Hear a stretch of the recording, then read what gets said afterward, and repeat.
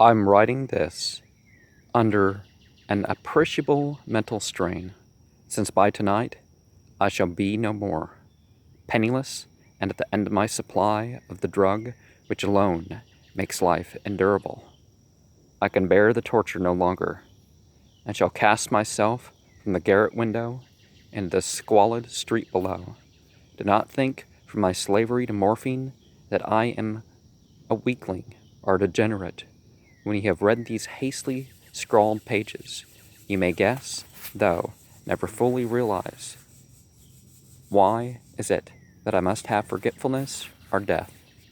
Now, I don't know if there's anything official about Howard Phillips Lovecraft and drug addiction or suicidal tendencies, but the mention in his stories certainly makes it seem like it's an issue, or was an issue. It was, in one of the most open and least frequented parts of the broad Pacific, that the packet of which I was supercargo fell a victim to the German sea raider. The Great War was then at its very beginning, and the ocean forces of the Hun had not completely sunk to their latter degeneration, so that our vessel was made a legitimate prize, whilst we of her crew were treated with all the fairness and consideration due us as naval prisoners. So liberal indeed was the discipline of our captors, that 5 days after we were taken, I managed to escape alone in a small boat with water and provisions for a good length of time. When I finally found myself adrift and free, I had but little idea of my surroundings. Never a competent navigator, I could only guess vaguely by the sun and stars that I was somewhat south of the equator. On the long side, I knew nothing, and no island or coastline was in sight. The weather kept fair. For uncounted days, I drifted aimlessly beneath the scorching sun, waiting either for some passing ship or to be cast on the shores of some habitable land. But neither ship nor land appeared, and I began to despair of my solitude about the heaving vastness of unbroken blue. The change happened whilst I slept. Its details I shall never know, for my slumber, though troubled and dream-infested, was continuous.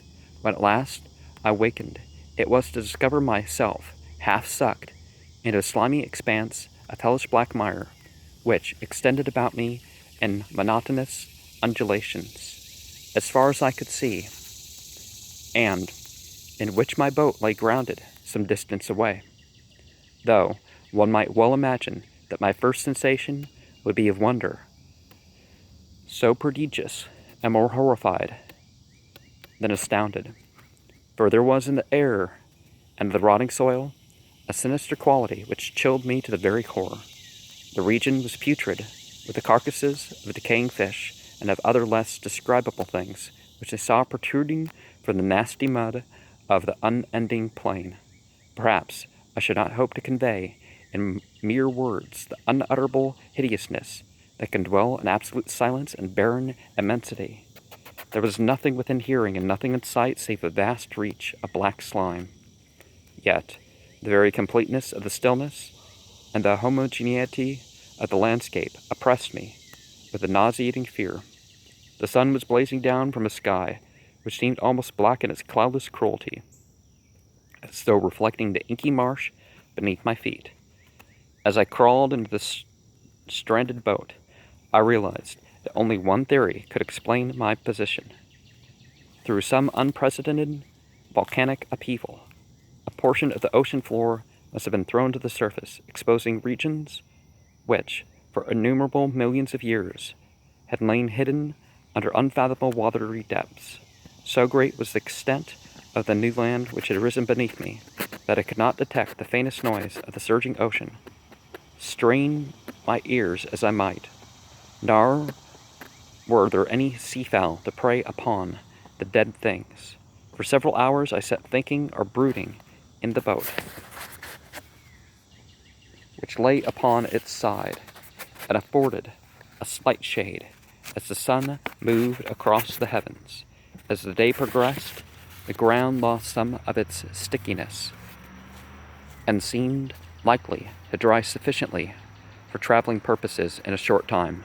That night I slept but little, and the next day I made for myself a pack containing food and water, preparatory to an overland journey in search of the vanished sea and possible rescue.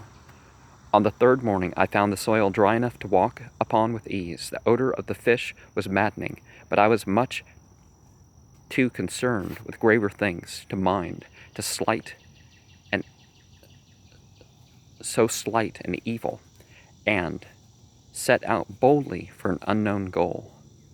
All day I forged steadily westward, guided by a faraway hummock, which rose higher than any other elevation on the rolling desert.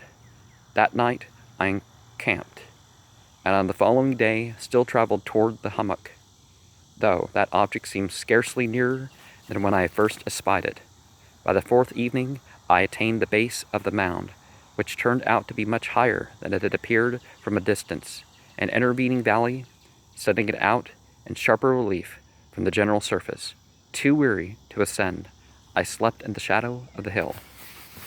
I know not why my dreams were so wild that night, but ere the waning and fantastically gibbous moon had risen far above the eastern plain, I was awake in a cold perspiration, determined to sleep no more. Such visions as I had experienced were too much for me to endure again, and in the glow of the moon I saw how unwise I had been to travel by day. Without the glare of the parching sun, my journey would have cost me less energy. Indeed, I now felt quite able to perform the ascent, which had deterred me at the sunset. Picking up my pack, I started for the crest of the eminence. I have said that the unbroken monotony of the rolling plain was a source of vague horror to me, but I think my horror was greater when I gained the summit of the mound and I looked down the other side to an immeasurable pit or canyon whose black recesses the moon had not yet soared high enough to illuminate.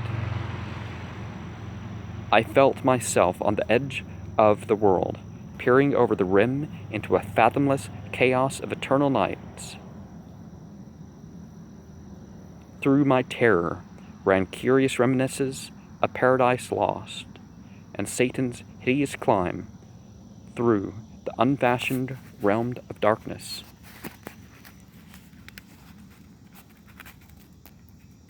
As the moon climbed higher in the sky, I began to see the slopes of the valley were not quite so perpendicular as I had imagined. Ledges and outcroppings of rock afforded fairly easy footholds for descent, whilst after a drop of a few hundred feet, the declivity became very gradual. Urged on by an impulse which I cannot definitely analyze, I scrambled up with difficulty down the rocks and stood on the gentler slope beneath, gazing into the Stygian depths, where no light had yet penetrated. All at once, my attention was captured by a vast, singular object on the opposite slope, which rose steeply about 100 yards ahead of me. An object that gleamed whitely in the newly bestowed rays of the ascending moon.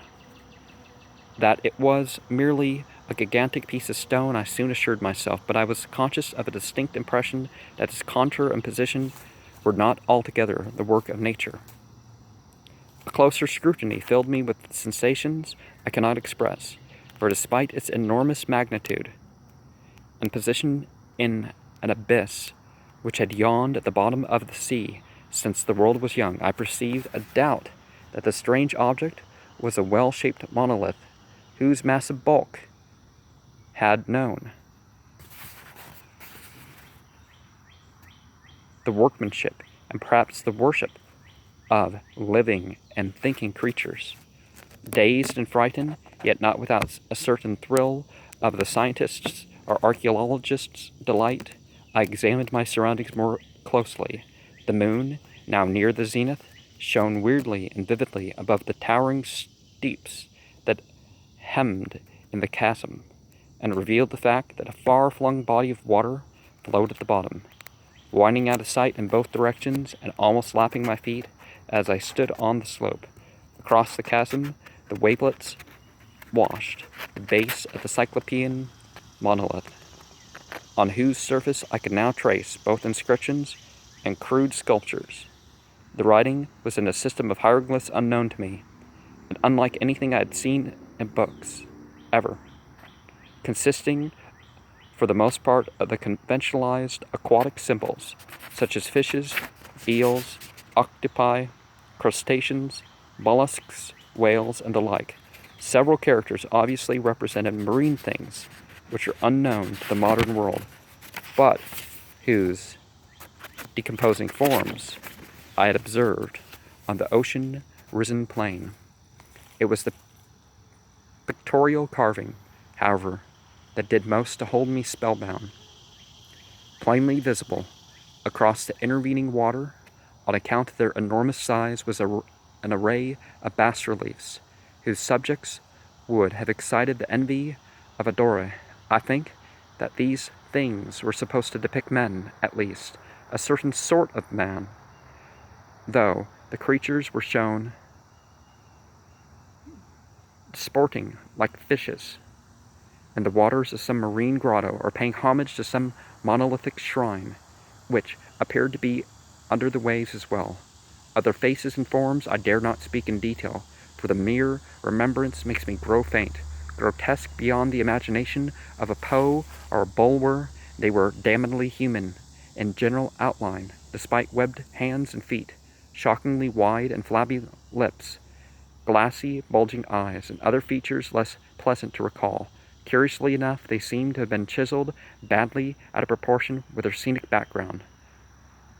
For one of the creatures was shown in the act of killing a whale, represented as but little larger than himself. I remarked, as I say, their grotesqueness and strange size, but in a moment decided that they were merely the imaginary so-called gods of some primitive fishing or seafaring tribe, some tribe whose last descendant had perished eras before the first ancestor of the Piltdown or Neanderthal man was born. The conception of the most daring anthropologist, I was awestruck at this unexpected glimpse into a past beyond the conception of the most daring anthropologist. I stood musing while the moon cast queer reflections on the silent channel before me. There's actually a lot of scientific findings that people just don't really want to talk about. Sometimes there's just so much information, and it's like, who's going to read this book? It's bigger than the Bible. Or, that sort of, there's reasons like that. But we got to be careful about this god and goddess. Yeah, there's people who worship anything, but that word's thrown out as those words are thrown out as a translation for too many things. Devis, Ahuras, they weren't, the word God doesn't really apply there. Even an intention of the word. But certainly people worship them, these light beings. Anyways. Then suddenly I saw it, with only a slight churning to mark its rise to the surface. The thing slid into view above the dark waters.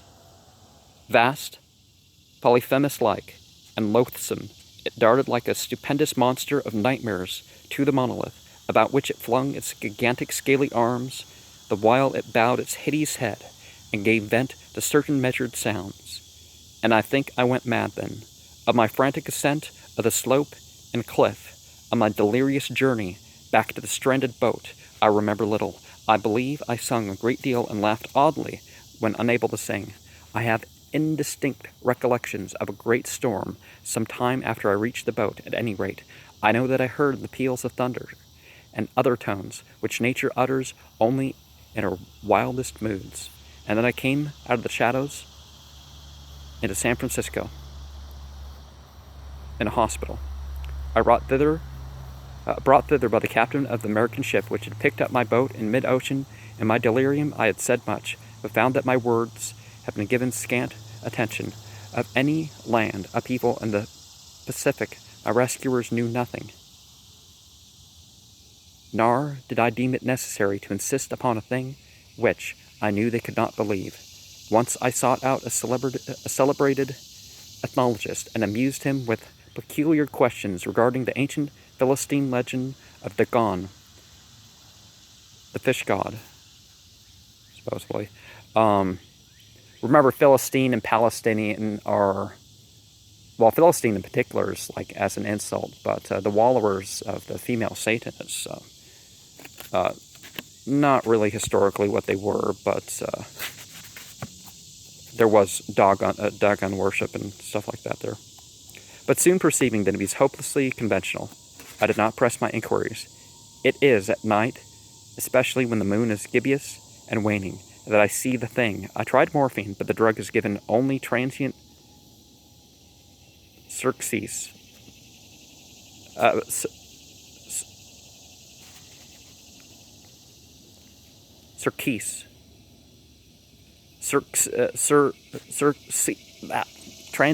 Given only transient circes. Only transient surcease, and has drawn me into its clutches as a hopeless slave. And now I am to end it all, having written a full account for the information or contemptuous amusement of my fellow men. Often I ask myself if it could have all been a pure phantasm, a mere freak of fever, as I lay sun-stricken and raving in the open boat after my escape from the German man-of-war. This I ask myself, but ever does there come before me a hideous vision in reply. I cannot think of the deep sea without shuddering at the nameless things that may at this very moment be crawling and floundering on its slimy bed, worshipping their ancient stone idols and carving their own detestable likenesses on submarine obelisks of water-soaked granite. I dream of a day when they may rise above the billows to drag down in their reeking talons the remnants of puny, war-exhausted mankind, of a day when the land shall sink and the dark ocean floor shall ascend amidst universal pandemonium. The end is near. I hear a noise at the door, as of some immense slippery body lumbering against it. It shall not find me. That hand. The window. Now, some people, well, this is a fictionalized account, but some people talk about these zoomorphic forms and anthropomorphic forms of the things that people call gods or just spiritual creatures of one term or another. The thing about that is there are real forms. The symbolic communication is more important. There's more to myth than humanity just, trying to explain and deal with things in a way that's not advanced scientifically or something like that. The more we find out scientifically, the more we know we don't know.